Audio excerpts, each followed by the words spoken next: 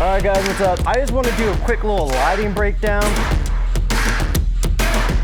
This isn't anything crazy, but I just want to focus on color temp. How come the blues and my color grades are so saturated? Film really saturates all the ambient tone. That's why film's so beautiful.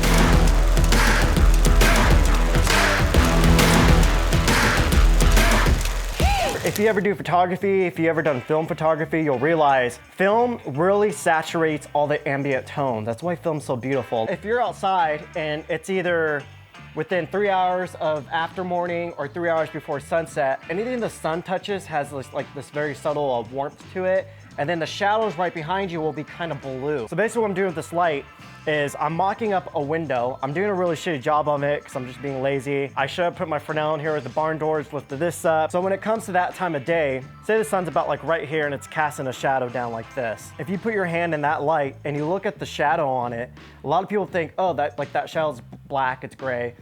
Most likely, there's gonna be a heavy blue tone to that shadow. So when I'm color grading, I'm not trying to pump blues into the blacks. I'm trying to increase the blue ambient tones. When you're shooting a RAW, you don't have to do much to it, but when you're shooting like on a 10-bit kind of Kodak, you have to kind of fake that a little bit more. You have to pump a little bit more blue into those areas. Again, I'm not trying to put saturation into the blacks. I'm trying to put it into the ambient shadows. I have the Nanlite Forza 60 with the projector mount on here. And then I just have a CTO, a full CTO gel on it. And then I have a gobo in there that's reenacting like the blind setup. But you'll see on this light, there's a warmth to it. Now, if we look below that, we have the Forza 500. I don't have anything on here, so we just have the white light coming off it, just the daylight balanced light. What I could have done to push this a little bit more is put like a half CTB or a quarter CTB on it, just to make it a little bit more cooler. But what I'm gonna do in post is I'm gonna kind of fake that in the color grade, so I'm not too worried about it. Again, if I was to do this properly, I would have lifted this up. I would have made these light sources look like they're coming from the same point more, but the whole point of me doing this was I'm just running a lighting test for an upcoming shoot I'm doing, and I just wanted to test out the color balance to see how much I would have to push it and everything, but I just thought I'd share this video with you guys. You'll see actually there's a window over here, and you can see how blue that light looks compared to the light that's on my motorcycle right now. But you see I have some negative fill over here because I was sitting down here. This was just try to block that light. Now again, this lighting's not set up for this garage. Again, I'm just mocking this up to test it. It's gonna be used in a living room, and I'll most likely black that out. So I don't know if you guys can tell from right here, but the light that's coming from that window is a very blue light.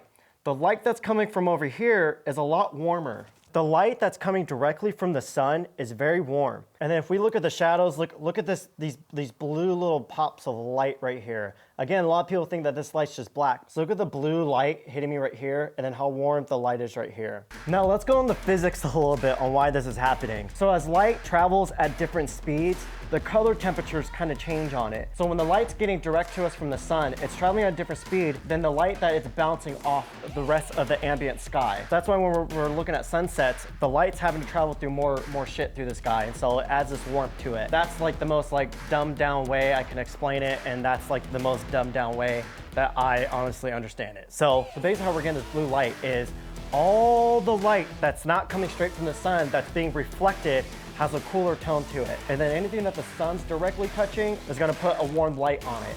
So basically how we can simply reenact this is we just get a blue kind of a fill soft source light to reenact the giant blue sky.